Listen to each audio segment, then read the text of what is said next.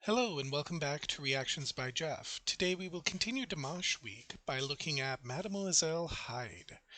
I've seen this video once a while ago, and one of the things that stands out for me is the lyrics, but I don't remember very much else about the song. So it's not a first reaction for me, but it is a second listening.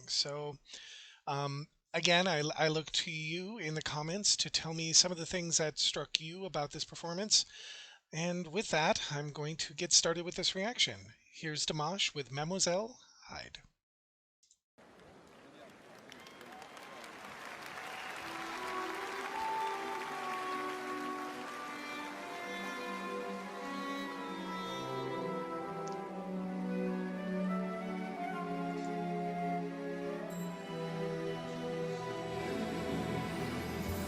Share my thoughts if you will, and guide me through.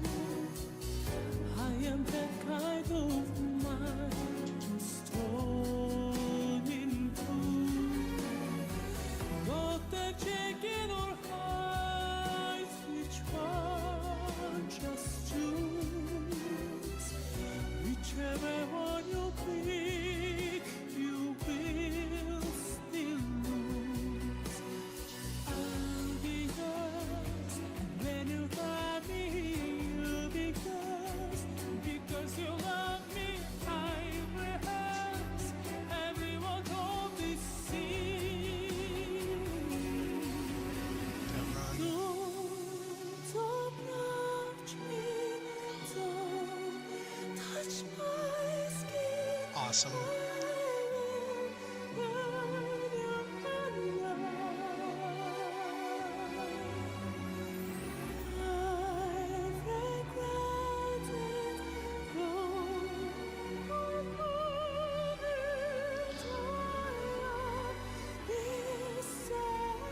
Those eyes. Gotta love them. I swear I always try to stop the game. When it's goodness I play, I can't change. When I am just about to beat them beast, I find that I release. Hold me tight. I liking, I'm much liking the choir. The dagger inside, if you turn, I'm ready to surrender. Now, approach me now. Touch my skin, I will burn you alive. Wow. I regret it, though I got it. I am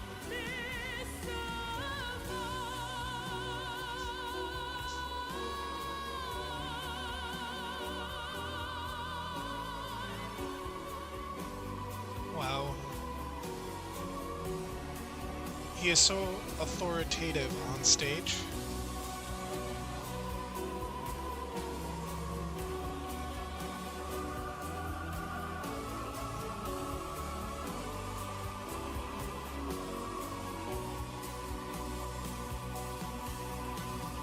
Don't approach me, don't touch my skin. I will burn you alive. Wow. You approach me, you touch my skin.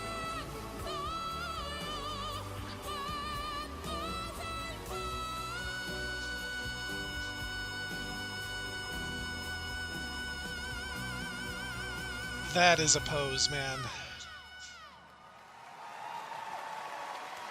Wow. ¡Bravo! Bravo, yeah. The one thing I always have to say about Dimash is that especially after watching Adagio and some of the other singer performances, he always gives 135% or, well, 235%. And he has um, a great commitment to his performances. And he's very centered and disciplined and focused on the message of the song. And in this particular song, it's evident, and it's evident in all of his songs. No matter which one you choose, there's a sense of commitment to the central message of the song. And some of the things that struck me in this performance were the melody, how he was able to do the the the way the melody was constructed. He was very is very ominous, and he was able to pull it off. It was really great. I love the melody, and I can't remember if it's Igor's song or not, but it's a really great melody, and especially how he carried it with his falsetto at the beginning. I mean, his falsetto and his head voice and the light airy sounds that he can do in pretty much, I'll just say, any register. Basically, any note that he wants to hit, he can hit in any register. Much like I believe Whitney Houston could do um, a lot. Is just his falsetto is just amazing. Again, I believe this is a Kutoi song, and you see the choir there in the background vocals and how those work. I was in choirs for years, so I'm always listening to those background vocals. I was a tenor, so I usually had the melody, but um, it's always awesome to hear a really great background vocal that supports and has a symbiotic relationship with the person fronting the song. Um, and again, I've said this in a previous video. If not, I have to say it at some point. Do not look Dimash in the eyes. If you do, it's over. He has a way of presenting or to emoting the message of the song and drawing you in through his eyes. And people sometimes laugh at how he uses his eyes, but the thing is that that draws a lot of energy into the song, and it helps center. And I know that one reactor did a whole thing on how you can use eyes in a song to help draw the audience in and convey the message. And it's amazing to watch him use his eyes to set the scene and to carry the message. They're not just empty items. They're actually fully engaged in the performance. I also noticed his stance again. He is the master of stance. How he carries himself. Those are the things that I really look at.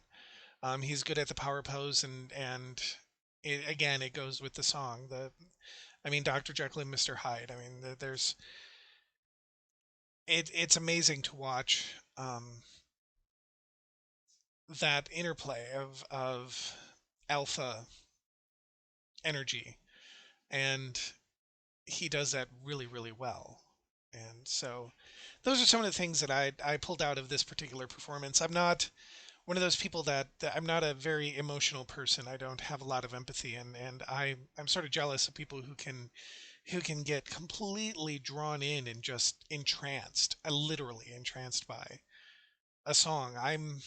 I spent years learning about music and learning about voice and singing and actually doing singing. And so when I listen to something, I listen to it from a very not a completely technical edge. I'm not a vocal coach in any way, shape, manner, or form, but I start imagining what I how I would approach singing that song, even though in Dimash there's a very it's limited, but I listen for that. And I also listen for how the song is constructed and just just those moments where everything comes together. So like in Adagio, I was completely enamored by the the background vocalists and how the orchestration, the background vocalists and Dimash brought that whole piece together at the end. That basically the intensity was tripled. because those three components came into each other and they worked well together, and they and you know, no one overshadowed anybody else, and they just kept building and building and building until that climax of that song, and it was amazing. And so I that's what I look for. So when I'm watching things, I watch it from this very clinical perspective. It's not clinic. I don't know how to explain it, but basically, I wish I had that sort of emotive moment where basically I would be enraptured by the notes and stuff like this. But I really just geek out at all the technical aspects of the whole thing. That yes, do I want to sing like Dimash? Yes, I do. It it's egomaniacal, I know, but that's what I want to do, and I it may never happen, and it probably won't. But the whole idea is when I look at something that amazing, those performances that are that amazing, and a performer who can go that low, that high, that in the middle, and know how to choose and how to build and how to just master every component of his voice. It's just mesmerizing, and no matter what piece is thrown at him, he just does it. It's just I don't have to think about how I'm going to hit that note. It's just going to happen. And that's awesome.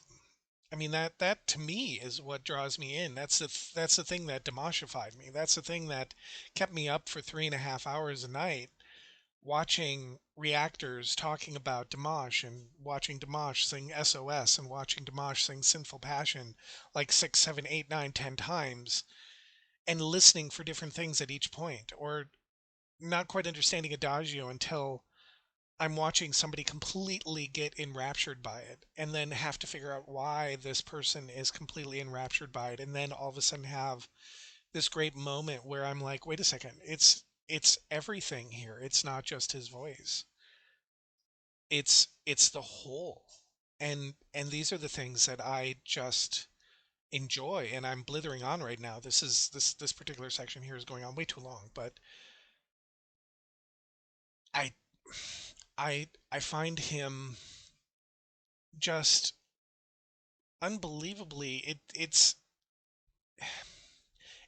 a form of empathy where he is able to take the emotion of a song, distill it into his being, and then distill it out in a way that everybody can be on board with it. That everybody is engaged in the scene, in the moment, in the line, in the note. And that, my friends, is just everything that helped me get through really not so awesome time in my universe.